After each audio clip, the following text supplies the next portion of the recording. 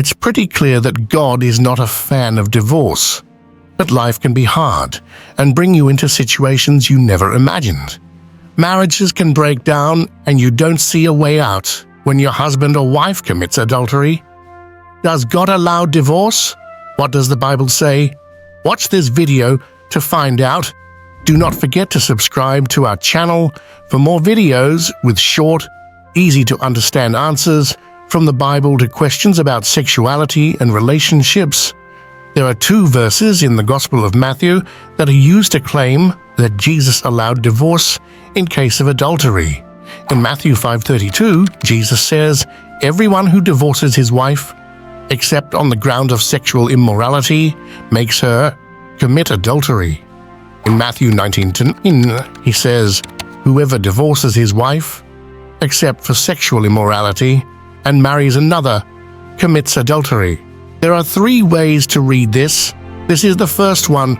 Whoever divorces his wife and marries another commits adultery, but when she has committed adultery already, you don't commit adultery when you divorce and marry someone else. This explanation's the most common one in Protestant churches. Several Bible scholars believe that sexual immorality has the meaning adultery here. However, it is doubtful this is the best explanation of the verse. The second way to read this verse is as follows. Whoever divorces his wife and marries another commits adultery, but it does not count as divorce when you leave an unfaithful fiancé. On first sight, this seems a less likely explanation of the verse, yet it is more likely the correct one for the following reasons. The other Gospels sound much more absolute. They do not give an exception. For example, Luke 16:18 quotes Jesus as follows, "Everyone who divorces his wife and marries another commits adultery." It is unlikely Luke would have left out an important exception that in fact allows divorce. So maybe we should be looking to read Matthew in such a way that it agrees with Luke. The text does not say that adultery is a valid reason for divorce, but sexual immorality. This term is used for sex before marriage and incest. Matthew uses both words in the same list of sins in another chapter. This suggests that sexual immorality to Matthew is a different sin than adultery. Matthew has a strong reason to include the exception that Luke and Mark do not mention. In his first chapter, he said that Joseph, a righteous man, wanted to divorce Mary after he thought she was pregnant by another man.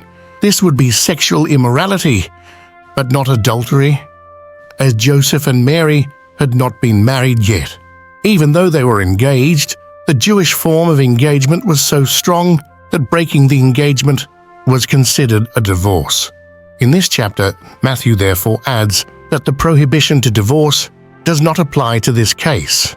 The third way to read the verse is this: whoever divorces his wife and marries another commits adultery, but it does not count as divorce when the first marriage was not valid. This is the way that the Roman Catholic Church has read this verse.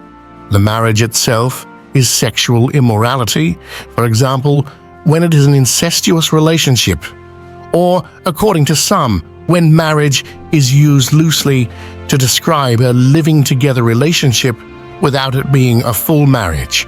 So the best way to interpret Jesus' teaching might very well be that it is as an absolute prohibition on divorce. In marriage, husband and wife become one flesh. They become a unity joined together by God. Only death breaks the marriage bond in God's eyes. The Apostle Paul affirms this when he writes, "A wife is bound to her husband as long as he lives." Of course, in some situations, it is impossible for a married couple to stay together because of the sin of one of them.